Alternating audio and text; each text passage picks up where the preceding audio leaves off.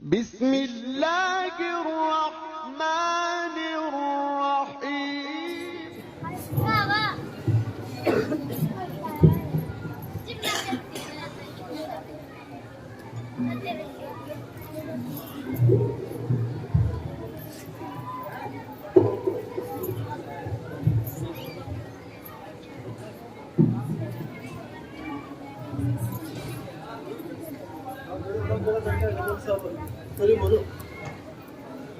السلام علیکم ورحمۃ اللہ وبرکاتہ۔ جگہ ہو تو ہم کو بھی بٹھا دو جو کھڑے ہیں۔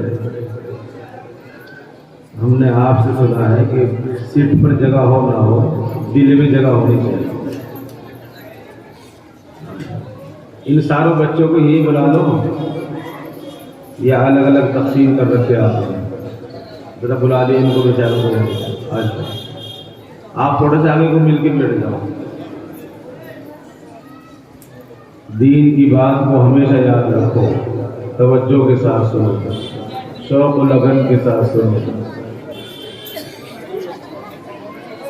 آ جاؤ سامنے، آ جاؤ، آ جاؤ بھائی۔ یہ پیری گور شیڈ والے آگے آ جاتے ہیں۔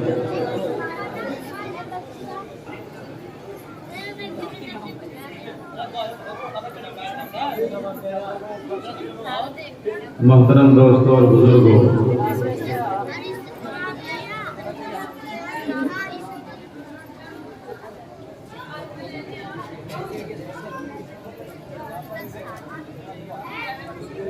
آپ حضرات جتنے لوگ یہاں بیٹھے ہیں، اگر مدرسے والوں کے علاوہ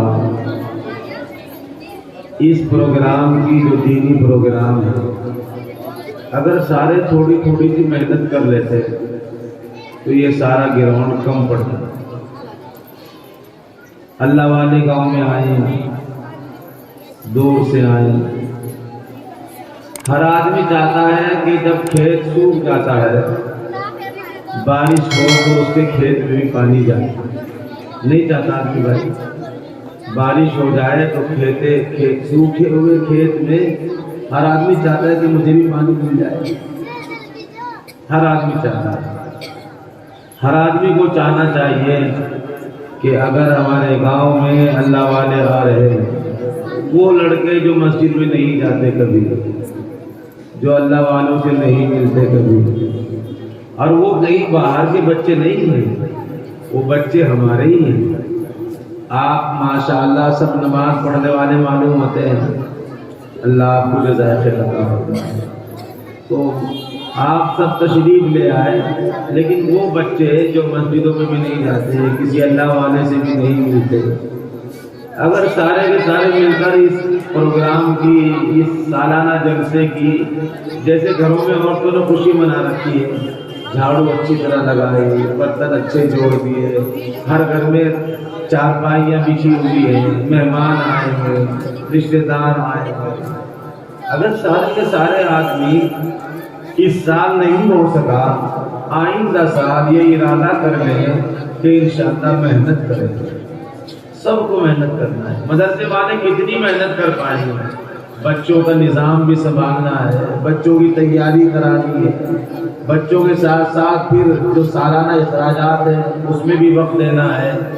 تو آپ حضرات اگر سارے مل کر ان کا تعاون کریں اور مدرسے والوں کا ساتھ دیں تو اس باغ میں 4 چاند لگ سکتے ہیں۔ یہ باغ پھر ہرا بھرا ہو جائے گا، اور جتنے لوگ آپ کی محنت سے آئے ہیں اور انہوں نے اگر بات سن لی تو اس کا اجر آپ کے کھاتے میں جائے گا۔ اللہ تعالیٰ آپ کو اس کا اجر عظیم عطا فرمائے۔ ہمارے اس سالانہ جلسے کو اللہ تعالیٰ قبول فرمائے۔ میں 1-2 حدیث سنا کر کے آپ کی اپنی بات سمیٹتا ہوں۔ کوئی بھی کام کرے آدمی تو کام سے پہلے نیت کا ہونا ضروری ہے۔ سفر کر رہا ہے، گھر سے باہر نکلا، بھائی میری طرف دیکھو ابا جی، اب نہ دیکھو باہر کو نہ چھوڑ، اب یوں ہو کے بیٹھ جاؤ تاکہ ادھر آپ کا نیت ہی نہ جائے، تھوڑی سی رخ کو گھما لو۔ میں حدیث سنا رہا ہوں، بڑے کام کی حدیث ہے، بہت کام کی ایسی کام کی ہے ساری زندگی کام دے گی انشاءاللہ، اور بغیر کرو کام دے گی۔ ایک تو یہ ہے کہ کام آپ نے کرنے کے لیے کہا، کرنے کے بعد کام آئے گا۔ میں ایسی حدیث سنا رہا ہوں بغیر کرو کام آئے گا، اچھی بات ہے نا۔ بھائی صاحب کہاں دیکھ رہا ہے؟ رسول اللہ صلی اللہ علیہ وسلم کی ایک حدیث سن، بہت دھیان کے ساتھ۔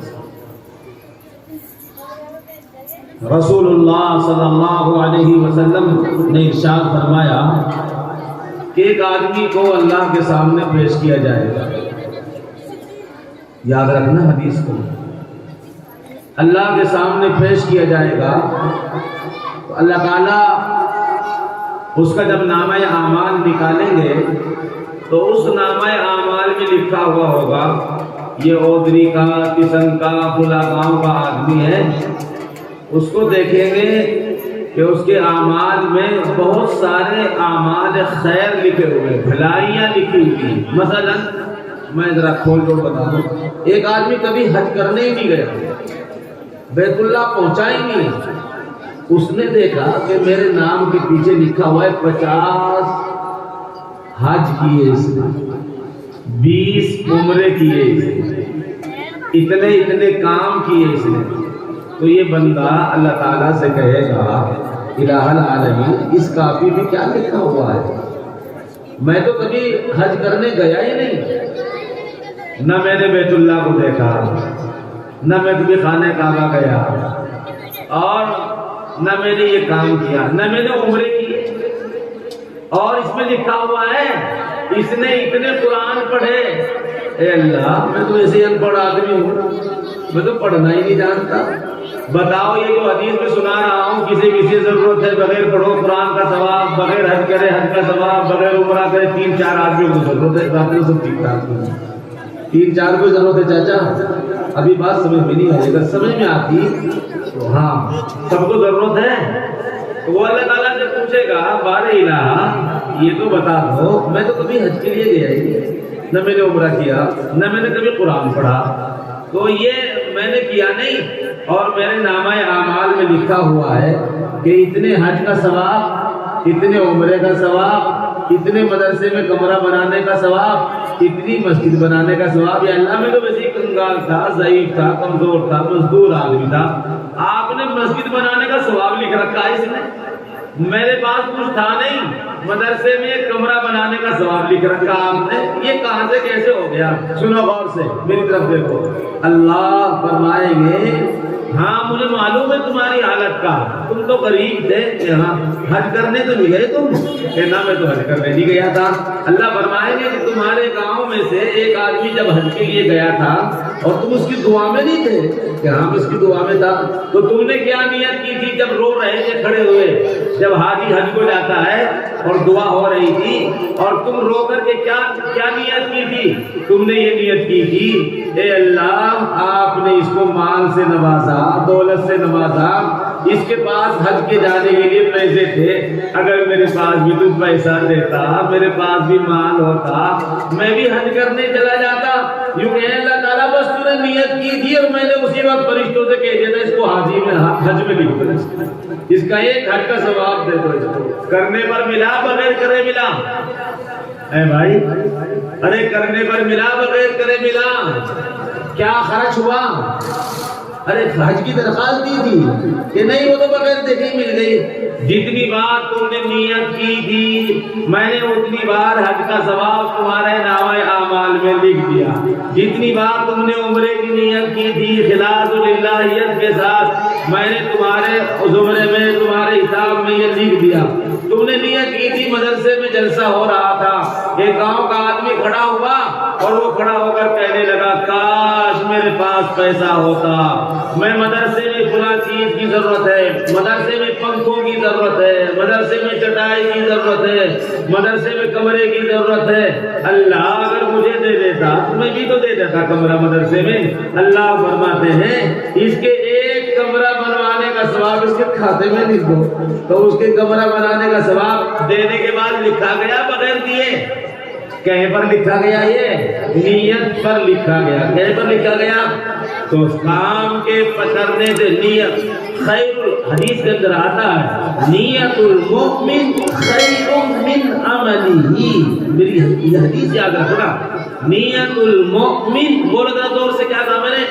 نیت المؤمن خیر من عملہ، اللہ کے رسول فرماتے ہیں مومن کی نیت اس کے کام سے بہتر ہے۔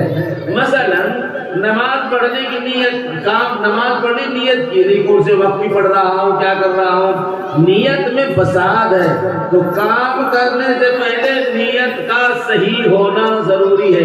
اسی لیے رضی اللہ بخاری رضی اللہ عنہ نے اپنی کتاب کو شروع کرتے ہوئے لکھا انما الاعمال بالنیات، کہ دینے کرنے سے پہلے نیت کو ٹٹولا کرو، نیت کو دیکھ لو کہ میں جو کر رہا ہوں اللہ کے لیے ہے یا دکھاوے کے لیے ہے، نماز جو پڑھ رہا ہوں رب کو راضی کرنے کے لیے ہے یا مخلوق کو راضی کرنے کے لیے ہے، یہ جو کام کر رہا ہوں یہ رب کی رضا کے لیے ہے یا مخلوق کی رضا کے لیے ہے۔ جو کام اللہ کی رضا کے لیے کیا جاتا ہے اور جس کا تعلق اللہ کے ساتھ جڑ جاتا ہے، اور جب دل کا تعلق اللہ کے ساتھ جڑ جاتا ہے، اس کا ایک واقعہ آپ کو سنا دوں، سنو گے بھائی؟ کہیں دیکھو گے تو نہیں؟ اس کا ایک واقعہ آپ کو سنا دوں۔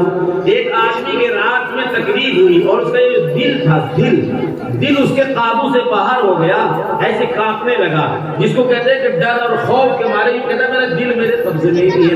اچھا ایک بات اور کہتا چلوں آپ سے، بہت سارے لوگ یوں کہتے ہیں، آگے بولاؤ، آگے ہاتھ چھوڑ کے بیٹھتا ہوں، ایسے نہیں بیٹھا کرتے، بچوں کے ساتھ چوکن نہ ہو کر بیٹھتے، جیسے بس میں بیٹھتے ہیں، اگر جیب میں کسی کے 1 لاکھ روپے ہوں اور وہ دہلی جا رہا ہو، بتاؤ سیٹ پہ بیٹھے کون سوتا ہوا جائے گا؟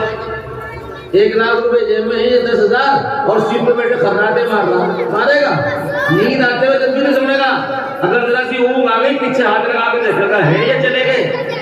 ہاں اٹھا دو، کوئی بات نہیں۔ تو ایسے ہی مدرسے کے جلسے میں اللہ والوں کی بات سن کر ہمارے بعد جو آج آئیں گے بڑے بڑے اللہ والے، ان کی بات کو دھیان کے ساتھ سننا چاہیے۔ ایک بات سنو، بہت سارے لوگ گاؤں میں یوں کہتے ہیں اجی مولانا دعا کر دیو، کیا بات ہو گئی؟ اجی یہاں سے ہمارا مریض ریفر ہو کر دلی چلا گیا اور دلی والوں نے بھی جواب دے دیا، کیا ہو گیا؟ اب وہ مولانا کے پاس آتا ہے، کچھ لوگ تعویذ گھڑنے والے بھی ہوتے ہیں، میں یہ نہیں کہتا کہ تعویذ گھڑنے والے غلط ہوتے ہیں، لیکن زیادہ تر غلط ہوتے ہیں، میں آپ سے بتا کے جا رہا ہوں۔ سب نہیں ہوتے ایسے کہ آپ سب کو یہ کہنے لگے، لیکن زیادہ تر کام ایسا ہی ہو گیا بیچاروں کا کہ وہ پتہ نہیں کیا کرتے ہیں، تو اب وہ جائیں گے کہنے لگے، اب جاتے آپ لوگ ہو۔ ابھی میں آ رہا تھا راستے میں تو 3 عورتیں کھڑی تھی، میں نے سوچا بچے بھی یہ کھڑی ہے بیچاری، بھیڑ اوپر سے کی، چلو گاڑی میں بٹھا لوں۔ میں نے کیرٹو سے ان کو بٹھا دیا، کہاں جانا آپ کو؟ کہ ہم کو ستسنگ جانا ہے، مجھے ادھر آنا۔ میں نے سوچا کہ میں یہاں جاؤں گا، ان کو پھر راستے میں اتاروں گا، میں چلو تو وہیں جا کے اتار کے آتا ہوں۔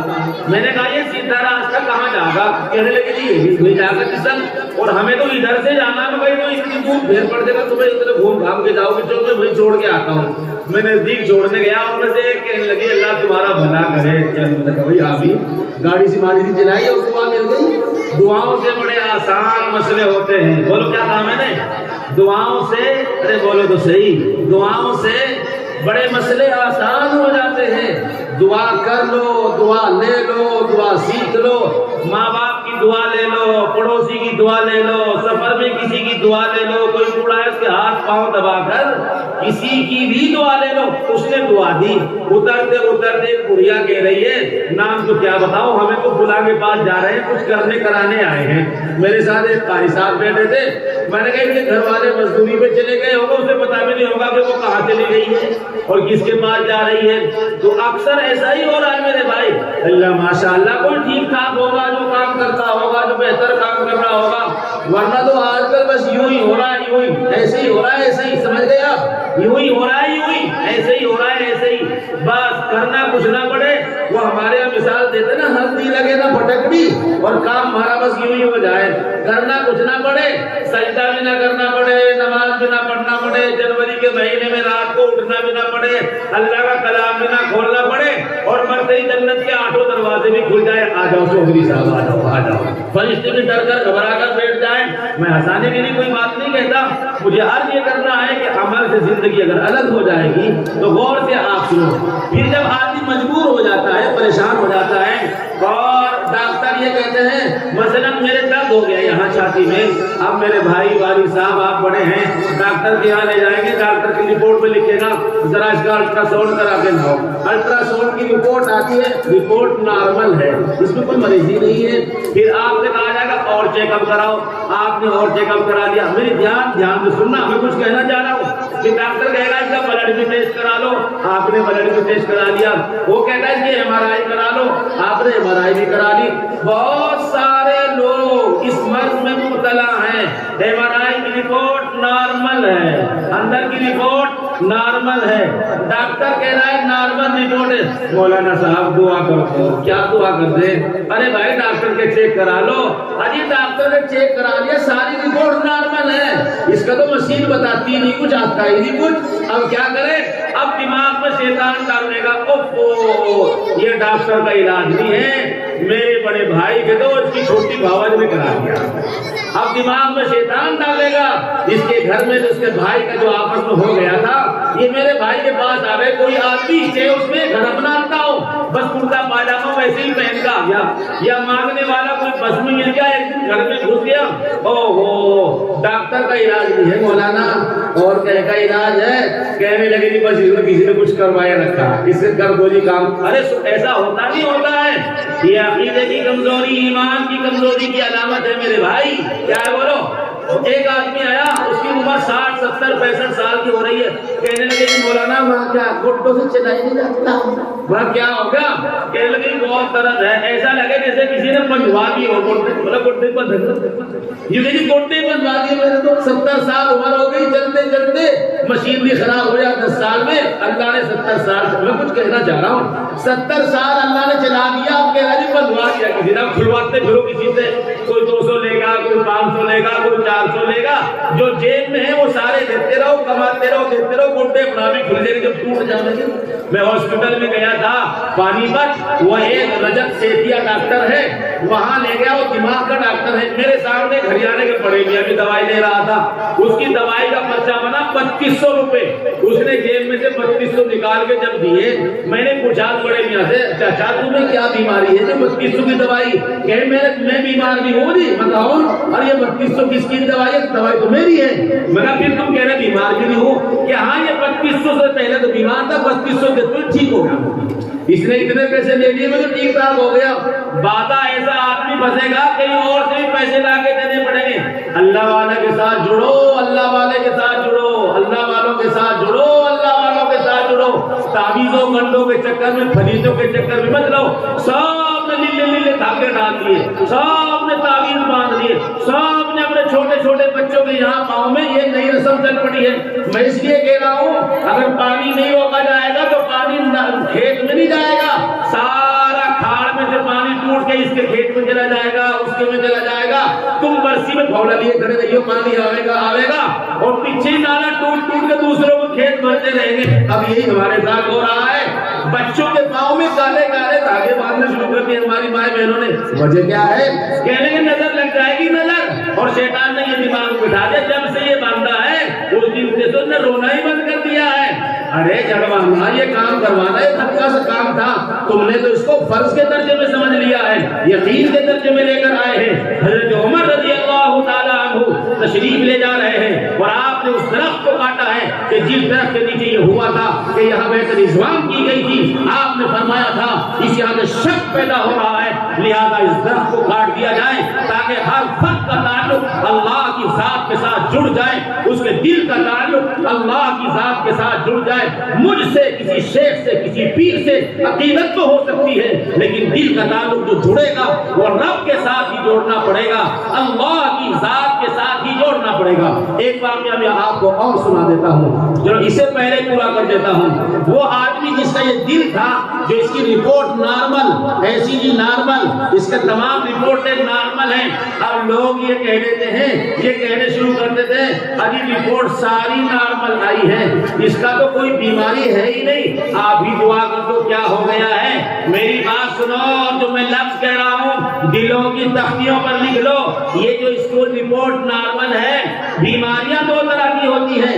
ایک بیماری جسمانی ہے کہ آنکھ میں درد ہے، ایک بیماری جسمانی ہے کان میں درد ہے، ایک بیماری جسمانی ہے پیٹ میں درد ہے، پیٹ کی دوائی پیٹ کے درد کی دوائی میڈیکل سے ملے گی، اور آنکھ کے درد کی دوائی میڈیکل سے ملے گی، اور سر کے درد کی دوائی میڈیکل سے ملے گی۔ اور علماء بتاتے ہیں کہ جیسے نرسنگ ہوم بنائے جاتے ہیں، ایسے ہی جو مدرسہ ہے یہ بھی ایک میڈیکل ہے، یہ بھی ایک نرسنگ ہوم ہے، یہ بھی ایک ہاسپٹل ہے۔ وہاں بھی بیماری کا علاج ہوتا ہے، وہاں سر کے درد کی بیماری کا علاج ہوتا ہے، لیکن یاد رکھو اس ہاسپٹل کا علاج اس ہاسپٹل میں ہو سکتا ہے، اس ہاسپٹل کا علاج اس ہاسپٹل میں نہیں ہو سکتا۔ اس لیے کوئی آدمی اگر ڈاکٹر کے پاس پہنچے اور جیب میں سے نکال کر یہ کہے میڈیکل میں جا کر کہ لو یہ میرے پیسے ہیں اور یہ پیسے لے کر آپ ذرا سا میری دوائی دے دیں، کس چیز کی دوائی چاہیے؟ میری پن ٹو پن حرف بہ حرف آپ کو اپنے سینے کی تختی پر لکھ کر جانا پڑے گا۔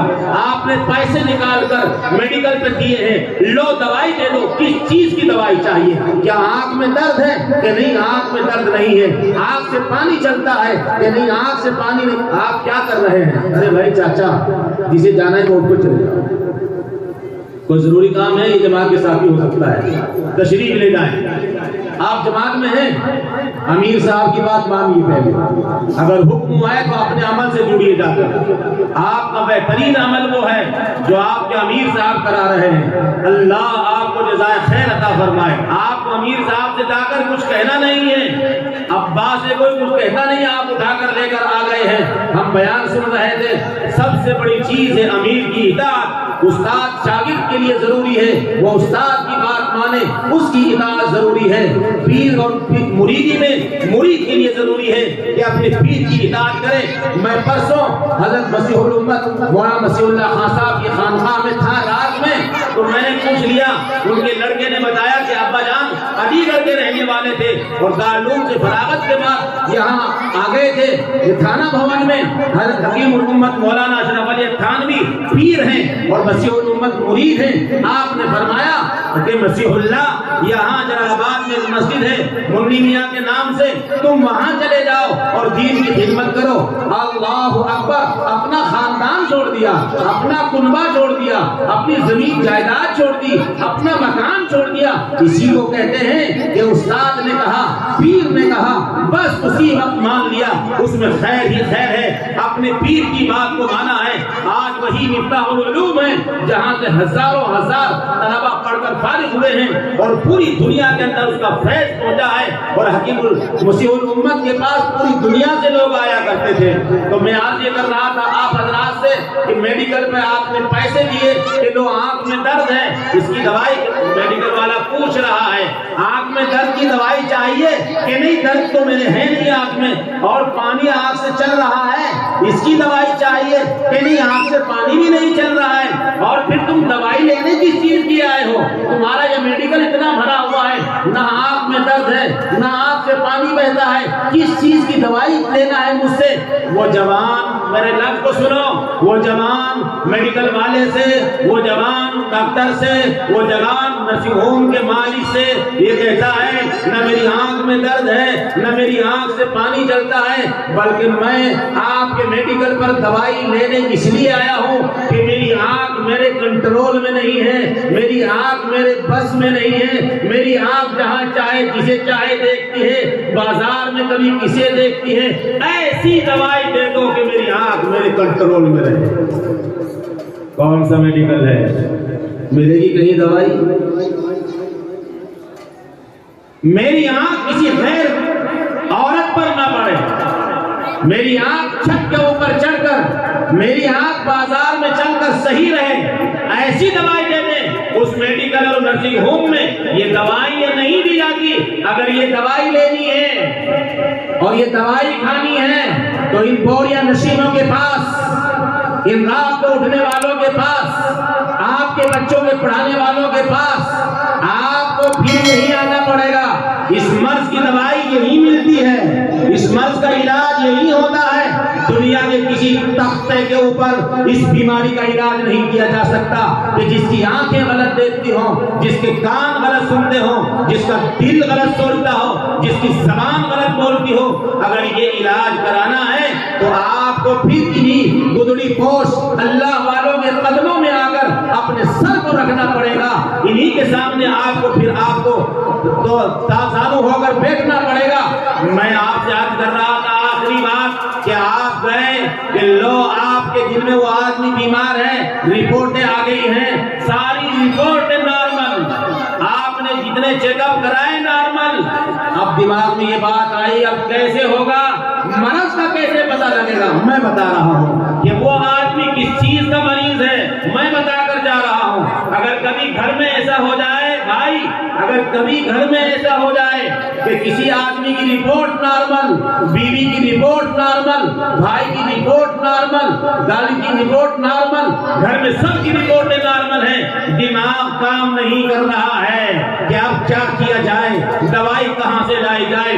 میں آپ کو دوائی بتا کر علماء کی موجودگی میں جانا چاہتا ہوں کہ وہ شخص جس کا دل اندر سے گھبرا رہا تھا، رات کا وقت تھا، وہ رات کو اپنے گھر سے اٹھا اور گھر میں ایسے چکر لگا رہا ہے، دائیں سے بائیں اور بائیں سے دائیں گھوم رہا ہے، جب اس کا دل قابو سے بے حد باہر ہو گیا اور وہ برداشت نہ کر سکا، اس نے گھر کے دروازے کو کھولا اور گلی میں ایسے گھومنے لگا۔ تھوڑی دیر گھومنے کے بعد جب دل نے اور پریشان کیا، وہ دوڑنا شروع ہوا اور بھاگنا شروع ہوا، جیسے آدمی موت سے بھاگتا ہے، جیسے آدمی زہریلے سانپ سے بھاگتا ہے، وہ اتنا تڑپ رہا تھا۔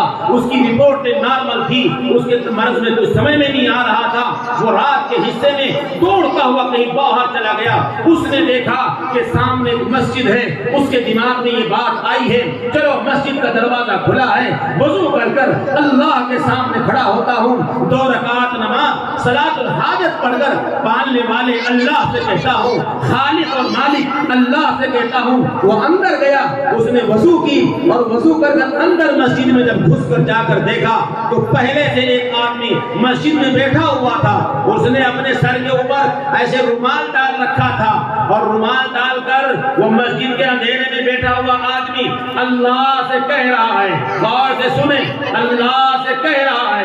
پہلے سے ایک آدمی بیٹھا ہوا تھا، یہ پریشان بعد میں گیا ہے، وہ پہلے سے بیٹھا ہوا آدمی رات کے اندھیرے میں مسجد میں بیٹھ کر اللہ سے کہہ رہا ہے، اے میرے اللہ، اے میرے رب، میں ایک مسلمان ہوں، نماز پڑھتا ہوں، مزدوری کرتا ہوں، میں نے چند روز پہلے ایک غیر بھائی سے، غیر ایمان والے سے میں نے قرضہ لے لیا تھا، میں نے کچھ پیسے لے لیے تھے، میں نے اس سے کل آنے والی صبح کو دینے کا وعدہ کیا ہے۔ اے بار الہ، میرے پاس پیسوں کا انتظام نہیں ہے، میرے پاس دینے کے لیے روپیہ نہیں ہے، اے خالق کائنات، اے مالک رب و ارض و سما، میری عزت کی لاج رکھ، اے اللہ میری بے عزتی نہ کروا۔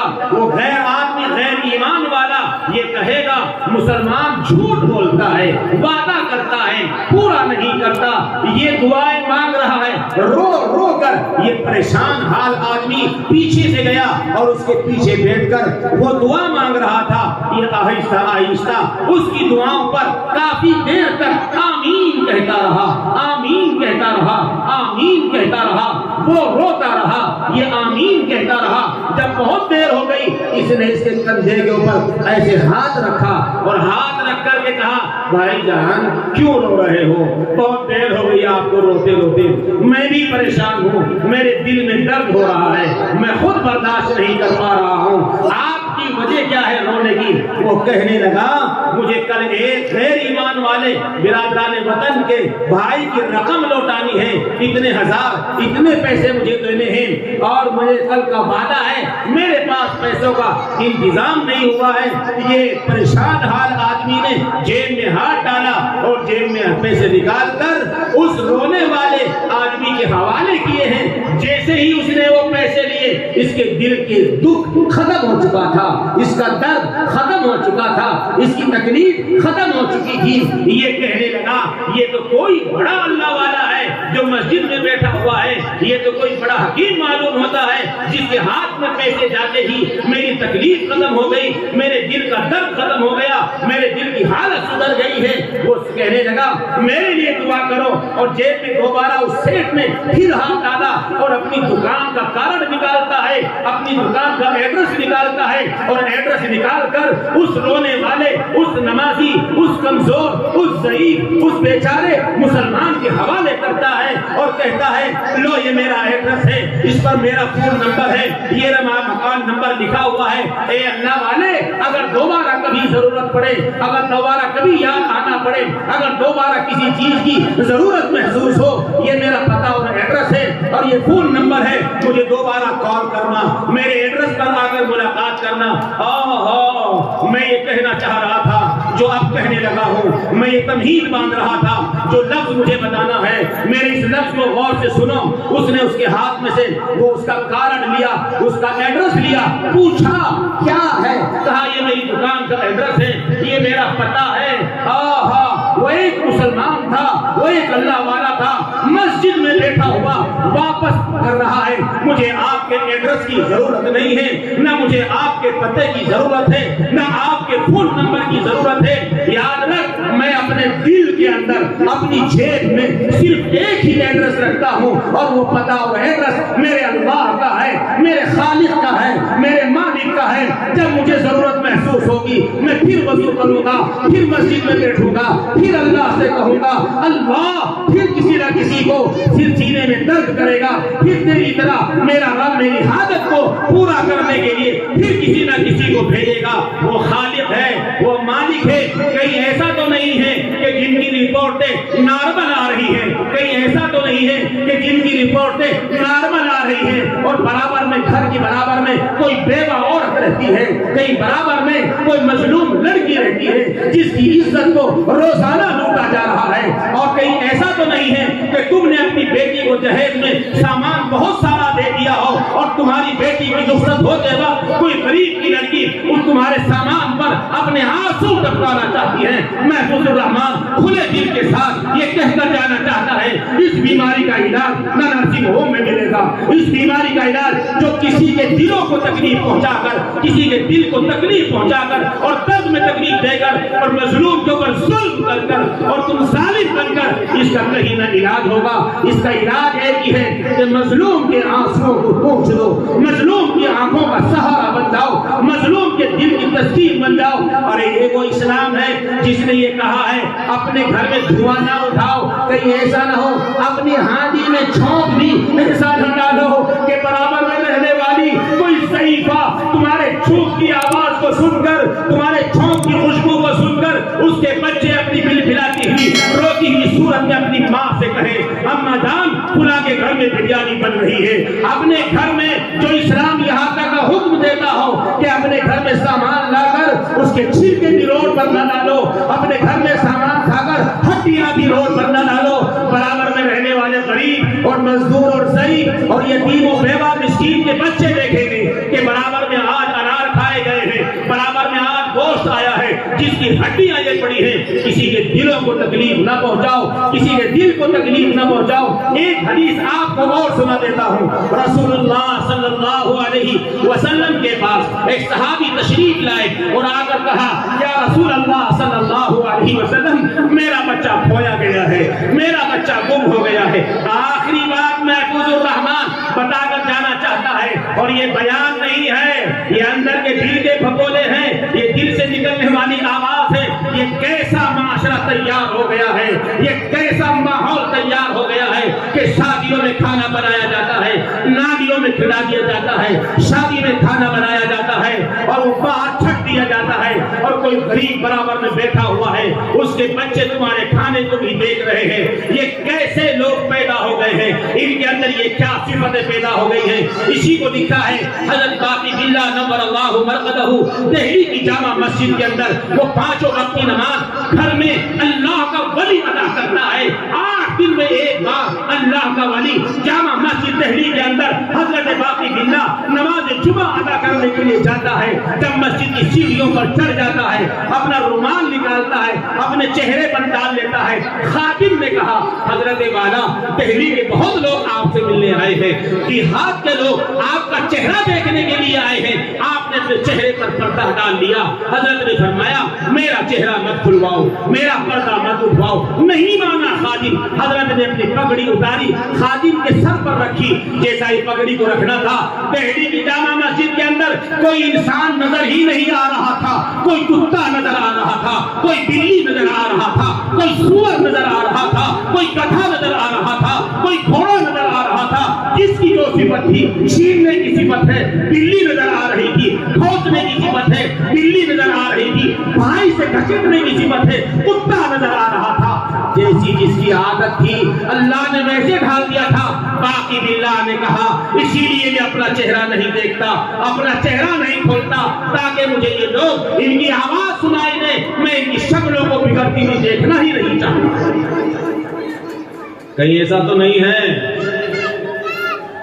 کہیں ایسا تو نہیں ہو رہا ہے بیٹھکوں میں, کہیں ایسا تو نہیں ہو رہا ہے پارٹی کے چکر میں, کہیں ایسا تو نہیں ہو رہا ہے کسی کے سپورٹ میں کہ سپورٹ ہو اور آخرت سے باہر ہو جائے. کہیں ایسا تو نہیں ہو رہا ہے گلیوں میں. اپنی زبان سے نکلتے ہوئے الفاظ کو پہلے تولو, پھر سوچو, پھر بولو. اپنی زبان سے نکلتے ہوئے الفاظ کو پہلے سوچو. یہ زبان ایسی نہیں ہے, یہ ہر لفظ لکھا جا رہا ہے, اس کو تولا جائے گا. ایک ایک بات کا جواب دینا ہوگا. رسول اللہ صلی اللہ علیہ وسلم کے پاس ایک صحابی تشریف لائے اور آ کر کہا یا رسول اللہ میرا بچہ 3 دن ہو گئے ہیں, کھویا گیا, گم ہو گیا, مل نہیں رہا ہے. اللہ کے رسول کے الفاظ غور سے سنو, اللہ کے رسول کے الفاظ غور سے سنو, اور اپنی گلی اور محلے اور گاؤں اور رشتے داروں اور بہن اور بھائی دور تک دیکھو. میری بہن کمزور ہے, گاڑی میں گھومنے والے بھائی بہن کا حصہ دے, بہن کی خیال کر, اپنی بھابھی کا خیال کر, اپنے چھوٹے بھائی کو دیکھ, اپنی گھر میں دیکھ, اپنے حالات کو دیکھ. رشتے داروں کے ساتھ احسان کا معاملہ کر, بھائی کے ساتھ احسان کا معاملہ کر, اور گھر والوں کے ساتھ احسان و سلوک کا معاملہ کر. اس کو دین کہا جاتا ہے, اس کو مدرسہ کہا جاتا ہے, اس کو ایک معاشرہ کہا جاتا ہے. اس کنویں کا پانی نہیں پیا جاتا جس کنویں کا پانی کا رنگ تبدیل ہو جاتا ہے. اس شیشی کا پانی نہیں پیا جاتا جس شیشی کے پانی کا رنگ تبدیل ہو جاتا ہے. جب رنگ کے تبدیل ہونے سے پانی کو چھوڑ دیا جاتا ہے, کنویں سے ڈول نہیں نکالا جاتا. اگر معاشرہ تبدیل ہو گیا ہو, ماحول تبدیل ہو گیا ہو, زبانوں پر جھوٹ آ چکا ہو, زبانوں پر دغا آ گئی ہو, تو پانی کے بدلتے ہوئے رنگ کو قبول نہیں کیا جائے گا. رب ذوالجلال کے یہاں بدلا ہوا معاشرہ بھی قبول نہیں کیا جائے گا. آخری بات, رسول اللہ صلی اللہ علیہ وسلم کے پاس وہ صحابی تشریف لائے. 3 دن ہو گئے ہیں, بچے کا پتہ نہیں ہے کہاں گیا ہے. آپ نے ارشاد فرمایا, آپ نے ارشاد فرمایا صلی اللہ علیہ وسلم, آپ نے ارشاد فرمایا, میری بات سنو, آپ نے ارشاد فرمایا جاؤ فلاں جگہ چلے جاؤ, وہاں تمہارا بچہ بچوں میں کھیل رہا ہے, اس کو بلا کر لاؤ. جب وہ وہاں سے چلا اور صحابی رسول بھاگنے لگے, آپ نے فرمایا ذرا اسے بلاؤ, جلدی سے واپس بلاؤ, واپس بلاؤ. صحابی کو واپس بلایا. اللہ کے رسول نے نصیحت فرمائی ہے, اللہ کے رسول نے جاتے ہوئے صحابی کے ساتھ ایک شرط لگائی ہے, مجھے یہ بتانا ہے. آپ نے فرمایا یہ پتہ چل چکا ہے, یہ پتہ چل چکا ہے کہ فلاں جگہ پر تمہارا بچہ کھیل رہا ہے, لیکن اور جانے والے باپ میں ایک بات کہہ رہا ہوں, وہاں جب جائے گا جن بچوں میں الفاظ کو غور سے سنیں, وہاں جب جائے گا, اسی لیے عید کے موقع پر جب اولاد کے لیے کپڑے لینے جاؤ, دیکھو محلے میں کون ہے جس کا باپ دنیا میں موجود نہیں ہے. اگر 400 کا ایک جوڑا اپنے ساتھ لے جا کر اس یتیم و مسکین بچے کو یا کسی کی بیٹی کو یا کسی کی بہو کو لا کر دے دو گے, اللہ کی قسم کھا کر کہتا ہوں وہ رات میں اٹھے گا, اٹھے گی, ہماری بھلائیوں کے لیے اللہ سے دعا مانگے گی. رسول اللہ صلی اللہ علیہ وسلم نے صحابی رسول کو بلایا ہے. آپ نے فرمایا ابھی جلدی جا رہے ہو؟ ہاں ہاں یا رسول اللہ 3 دن ہو گئے ہیں, گھر میں کوہرام ہے, شور مچا ہے, بچہ نہیں ملا ہے. آپ نے فرمایا جاؤ وہاں, لیکن ایک بات کا خیال رکھنا, ایک بات یاد رکھنا, جب تم وہاں چلے جاؤ اور تمہارا بچہ تمہیں نظر آ جائے تو اپنے بچے کا نام لے کر, اپنے بچے کے والد کا نام لے کر ایسی زور سے نہ پکارنا, کیونکہ وہاں کھیلنے والے بچوں میں یتیم بھی ہے, وہاں کھیلنے والے بچوں میں وہ بچے ہیں جن کی ماں دنیا میں نہیں ہے, جن کے باپ دنیا میں نہیں ہے. لہذا تم ایسا عمل نہ کرنا کہ ان یتیم بچوں کے باپ یاد آ جائے, کسی کو اپنی ماں یاد آ جائے, ان بچوں کا دل رونے لگے گا, ان کے دل کو تکلیف پہنچے گی.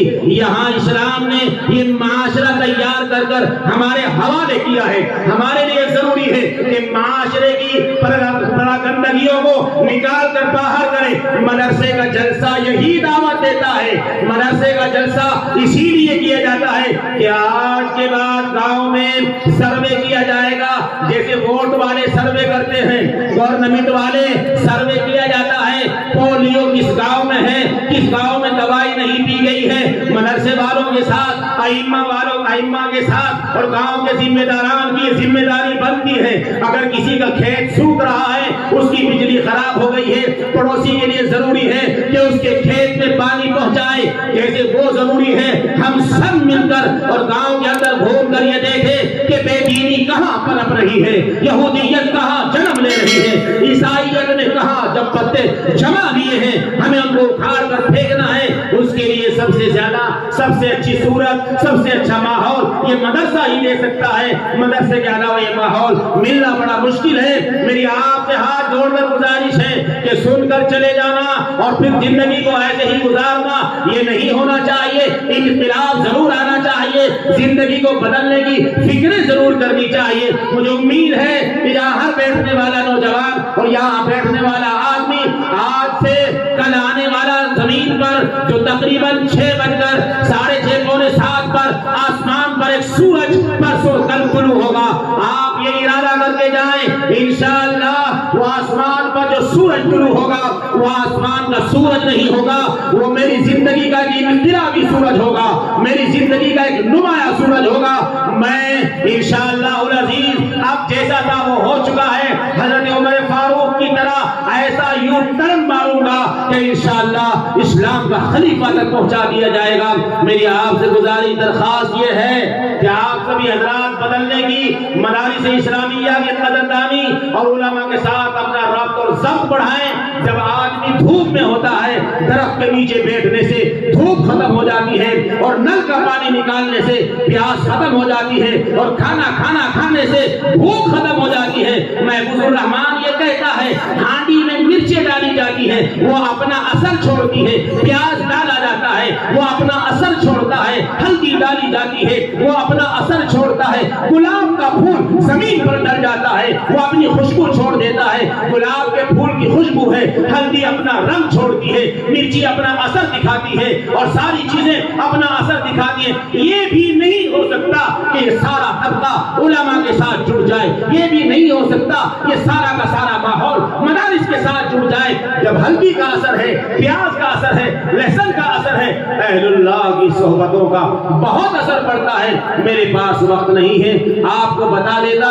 اللہ تعالیٰ مجھے اور آپ حضرات کو عمل صالح کرنے کی توفیق عطا فرمائے. ہمارے اس گلشن کو اللہ قیامت تک کے لیے آباد فرمائے, اللہ اس کو آباد رکھے, آباد رکھے اللہ اس میخانے کو, اللہ آباد رکھے اس چمن کو, اللہ آباد رکھے اس گلشن کو اور آباد رکھے ان کو بھی جو اس گلشن کے آباد کرنے میں تلے ہوئے ہیں, جڑے ہوئے ہیں. اللہ ان کی نسلوں کے بدلنے کے فیصلے فرمائے. وآخر دعوانا ان الحمدللہ رب العالمین.